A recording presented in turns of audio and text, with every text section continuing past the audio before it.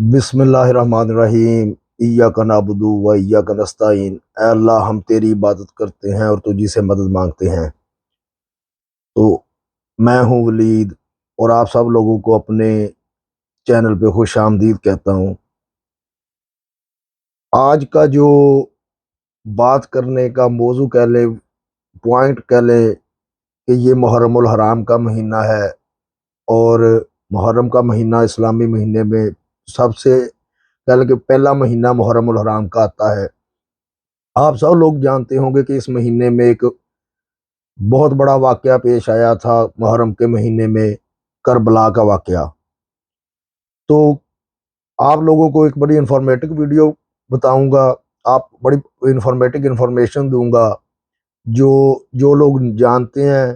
اگر کہیں پہ میں انفارمیشن دینے میں غلطی کروں تو وہ پلیز مجھے کمنٹ کر کے بتا سکتے ہیں، اور جو نہیں جانتے وہ اس انفارمیشن کو سنیں، کیونکہ کربلا کا واقعہ تو آپ سب لوگوں نے بڑی اچھی طرح سے سنا ہوگا۔ آپ لوگوں کو پتہ ہے کہ حضرت امام حسین رضی اللہ تعالیٰ عنہ کو شہید کر دیا گیا تھا، لیکن اسلام کا آغاز بھی کہہ لیں کہ ان کی شہادت سے ہی ہوا، کیونکہ کسی شاعر نے کہا ہے کہ اسلام زندہ ہوتا ہے ہر کربلا کے بعد۔ تو آج میں کربلا کے واقعے سے متعلق آپ لوگوں کو نہیں بتاؤں گا، بلکہ کربلا کے واقعے سے پہلے جو حضرت امام حسین رضی اللہ تعالیٰ عنہ نے مکہ سے لے کر کربلا تک کا سفر کیا، اس سفر کے بارے میں آپ کو بڑے دلچسپ واقعات، اسلامی واقعات آپ کو سناؤں گا۔ مکہ شریف سے کربلا کا فاصلہ جو ہے وہ تقریباً 1731 کلومیٹر بنتا ہے، 1731 کلومیٹر۔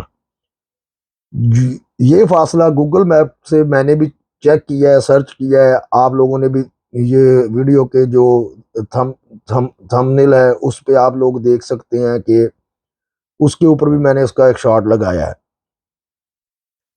تو یہ آج کل کے دور میں تو یہ فاصلہ تقریباً 18 گھنٹے پہ محیط ہے، کیونکہ گاڑیاں آ گئی ہیں جدید قسم کی، لیکن آج سے 1381 سال پہلے یہ ایک بہت مشکل فاصلہ تھا اور تکلیف دہ راستہ تھا، جس پر حضرت امام علیہ السلام نے اپنا سفر 8 ذی الحج 60 ہجری، یعنی کہ ذی الحج کی 8 تاریخ، اور اسلامی ہجرت کے مہینے سے جو ہجری کیلنڈر جس کو کہتے ہیں اس کی 60 تاریخ کو یہ سفر شروع کیا۔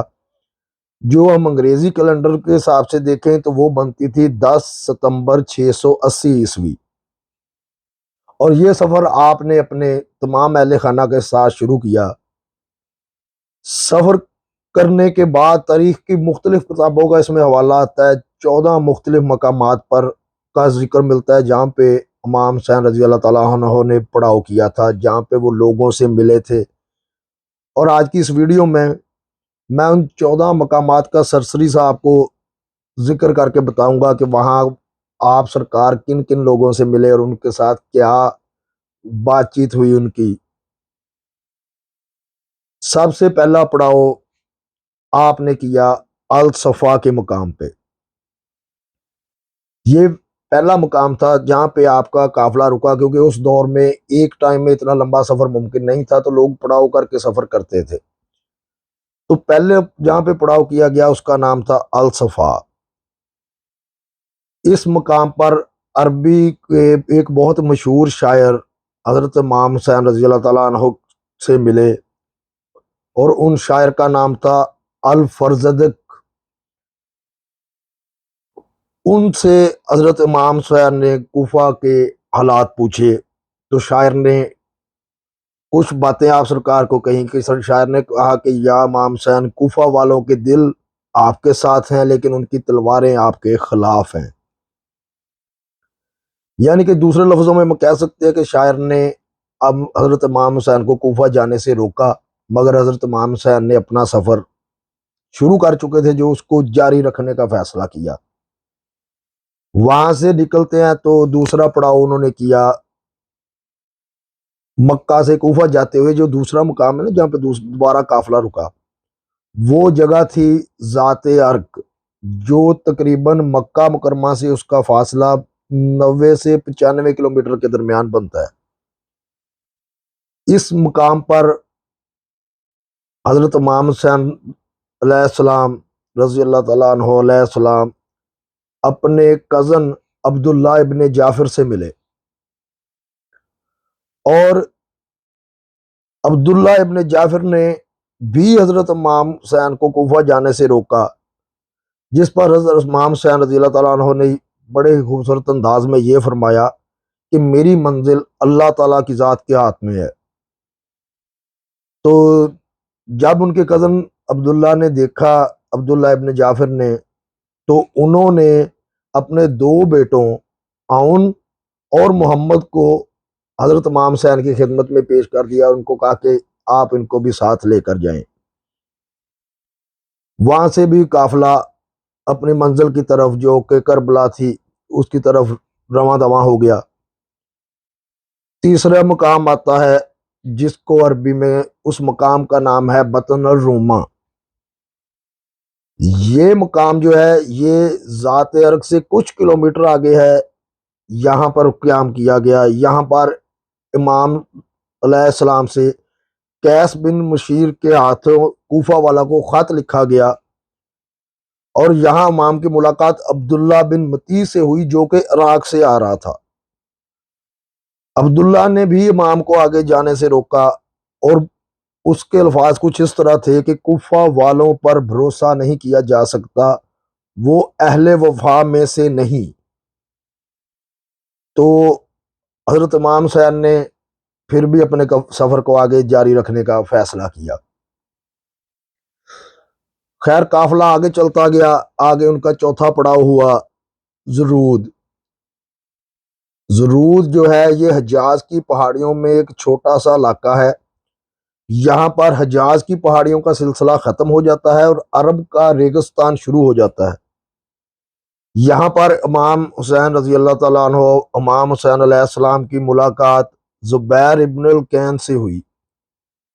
اسے جب پتہ چلا کہ امام حسین کس مقصد کے لیے جا رہے ہیں، تو اس نے اپنا سامان اپنی بیوی کے حوالے کیا اور اسے کہا کہ تم گھر جاؤ، میری خواہش ہے کہ میں حضرت امام حسین کے ساتھ جاؤں۔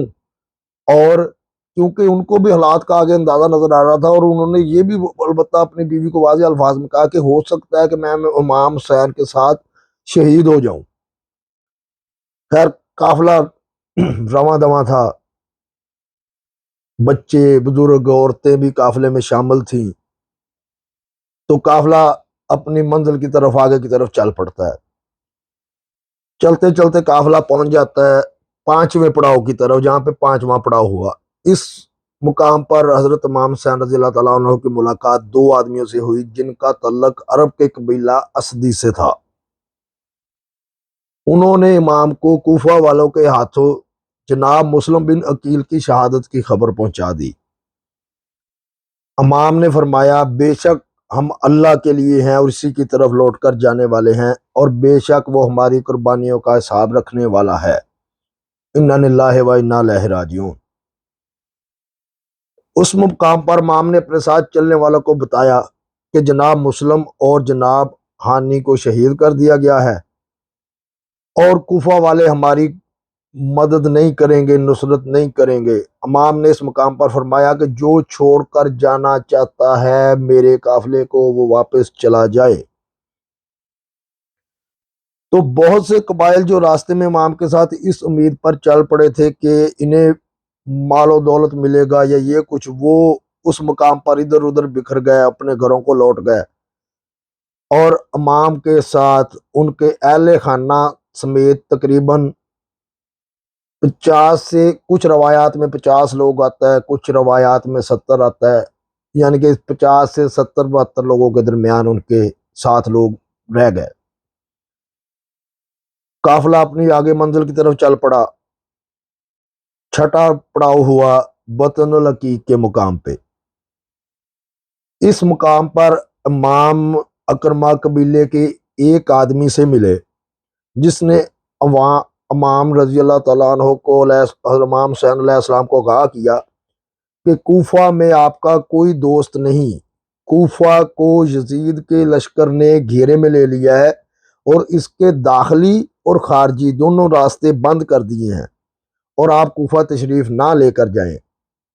لیکن یہاں پر بھی امام نے اپنا سفر جاری و ساری رکھا۔ ساتواں پڑاؤ ہوتا ہے سورت کے مقام پہ۔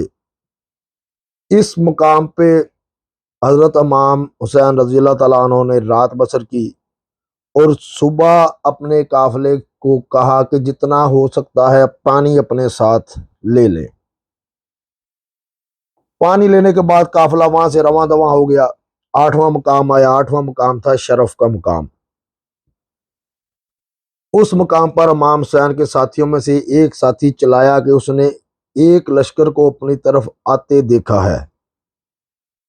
حضرت امام حسین رضی اللہ تعالیٰ عنہ نے فوراً قافلے کا رخ موڑا اور ایک پہاڑ کے پیچھے لے گئے۔ جو پہاڑ کے پیچھے جہاں پہ جا کے رکے اس مقام کو کہتے ہیں ذو حسم۔ اس مقام پر امام حسین رضی اللہ تعالیٰ عنہ کی ملاقات حر اور اس کے 1000 سپاہیوں سے ہوئی جو پیاسے تھے۔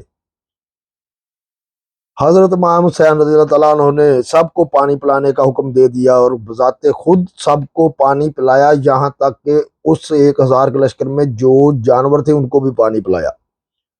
اسی مقام پر ظہر کی نماز ادا کی گئی اور سب نے مل کر حضرت امام حسین رضی اللہ تعالیٰ عنہ کی حضرت امام علیہ السلام رضی اللہ تعالیٰ عنہ کی امامت میں ظہر کی نماز ادا کی۔ اسی مقام پر امام حسین رضی اللہ تعالیٰ عنہ نے حر اور اس کی فوج سے خطاب کیا اور فرمایا، جس کا مفہوم یہ ہے: او اہل کوفہ، تم لوگوں نے میرے پاس اپنے قاصد بھیجے اور مجھے خطوط لکھے کہ تم لوگوں کے پاس کوئی امام نہیں اور میں کوفہ ہوں، تم لوگوں کو اللہ کے راستے میں اکٹھا کروں اور تم میری بیعت کر سکو۔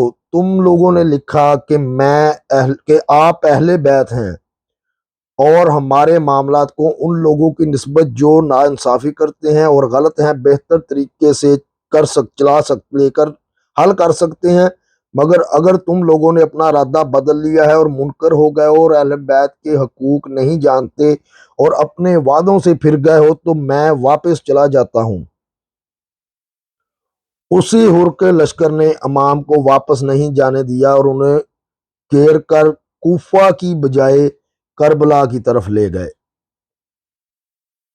جن کو پانی پلایا وہی۔ 10واں مقام بیضا کا مقام آتا ہے۔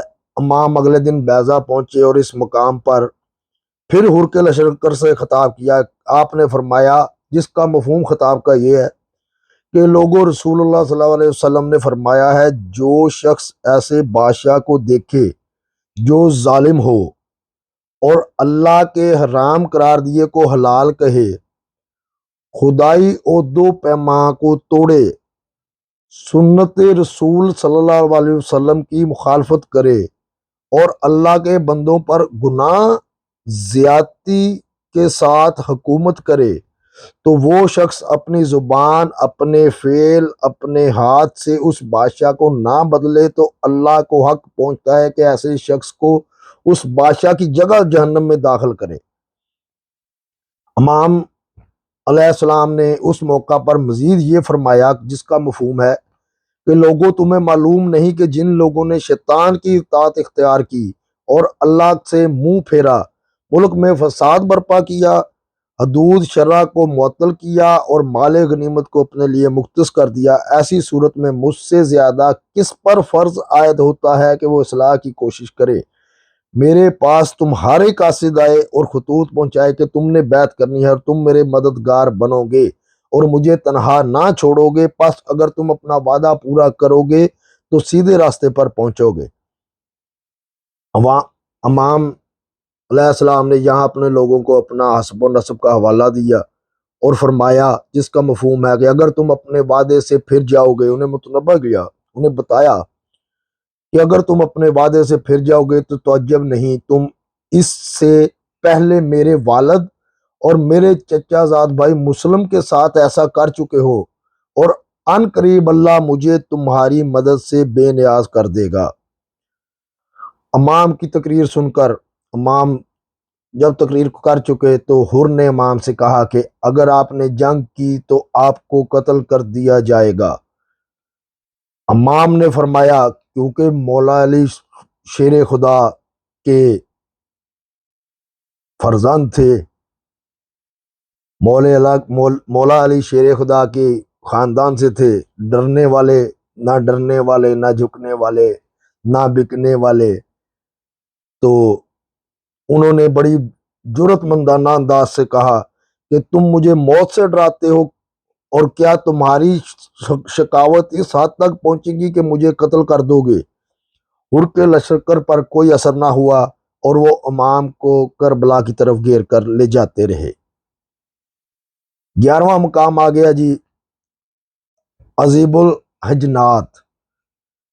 اس مقام پر امام کی ملاقات ترما بن عدی سے ہوئی، جس نے امام کو کوفے والوں کے خطرناک ارادوں سے پھر آگاہ کیا، جیسے امام پہلے ہی جان چکے تھے، اور امام سے اپنے ساتھ کوہ آجا چلنے کی درخواست کی تاکہ امام وہاں پناہ لے سکیں۔ امام نے فرمایا کہ جس کا مفہوم یہ ہے کہ اللہ تعالیٰ تمہیں اور تمہاری قوم کو جزائے خیر دے، ہم میں اور ان لوگوں میں عہد ہو چکا ہے اور اب ہم اس عہد سے پھر نہیں سکتے۔ 12واں مقام آتا ہے کثر بن مقاتل۔ فیصلہ ہو چکا تھا کہ امام کو کوفہ نہیں جانے دیا جائے گا، چنانچہ ہر کے لشکر نے کوفہ کا راستہ بدل کر امام کو گھیر کر کربلا کی طرف لے جانا شروع کیا، اور امام راستے میں کثر بن مقاتل رکے، اور شام کے وقت میں امام نے فرمایا انا للہ و انا الیہ راجعون، کہ بے شک ہم اللہ کے لیے ہیں اور اسی کی طرف لوٹ کر جانے والے ہیں۔ امام کے 18 سالہ بیٹے علی اکبر امام کے قریب آئے تو امام نے فرمایا کہ انہوں نے خواب میں کسی کو کہتے سنا ہے کہ یہ لوگ انہیں قتل کرنے والے ہیں، جس پر جناب علی اکبر نے امام کو تسلی دی اور فرمایا جس کا مفہوم یہ ہے کہ کیا ہم سیدھے راستے پر نہیں ہیں، کیا ہم حق کے راستے پر نہیں ہیں۔ اس کے بعد اگلا نینوا کے مقام پر پڑاؤ ہوتا ہے۔ اس مقام پر ہر کو ابن زیاد کا خط ملا، جس میں اس نے لکھا تھا کہ امام جہاں ہیں انہیں وہیں روک لو، انہیں ایسی جگہ پر اترنے پر مجبور کر دو کہ جہاں پانی اور ہریالی نہ ہو۔ ہر نے امام کو ابن زیاد کے خط سے آگاہ کیا۔ آپ نے فرمایا کہ ہم اپنی مرضی سے نینوا میں خیمہ زن ہوں گے، جس پر ہر نے کہا کہ ابن زیاد کے جاسوس ہر چیز کی نگرانی کر رہے ہیں، لہٰذا میں آپ کو ایسا نہیں کرنے دے سکتا۔ پھر امام کا قافلہ ایک اور مقام پر پہنچا تو امام نے پوچھا کہ اس جگہ کا کیا نام ہے، تو کسی نے جواب میں بتایا کہ کربلا۔ امام نے فرمایا کہ یہ کرب و بلا کی جگہ ہے، یہ وہی جگہ ہے جہاں ہمیں قتل کیا جائے گا۔ اور آخری مقام وہی تھا کربلا کا۔ امام کے حکم پر خیمہ میں کربلا کے جو میدان تھا وہاں پہ خیمے لگا دیے گئے۔ دریائے فرات خیموں سے تھوڑے کچھ میل کے فاصلے پر تھا، اور یہ 2 محرم 61 ہجری کا دن تھا، اور عیسائیوں کے کیلنڈر پہ، عیسوی کیلنڈر جس کو ہم کہتے ہیں، انگریزی کیلنڈر، اس پہ تاریخ تھی 3 اکتوبر سن 680۔ تو یہ تھا مکہ شریف سے لے کر کربلا تک کا سفر، اور دنیا کا سب سے کہہ لیں کہ دردناک قسم کا سفر، کہ جس میں جن لوگوں پہ اسی وجہ سے حضرت علی رضی اللہ تعالیٰ عنہ کا ایک اور قول بھی ہے کہ جس پہ احسان کرو اس کے شر سے بچو۔